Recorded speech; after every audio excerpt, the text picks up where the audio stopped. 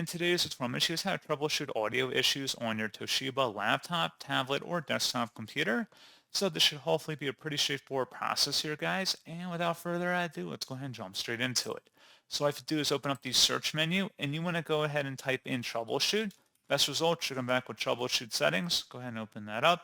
On the right side, select additional troubleshooters, and then underneath get up and running, select playing audio. Find and fix problems with playing sound, and then run that troubleshooter here. Proceed to let it run on your Toshiba device, and then hopefully it should resolve the problem. So, as always, thank you guys for watching this brief tutorial. I do hope I was able to help you out, and I do look forward to catching you all in the next tutorial. Goodbye.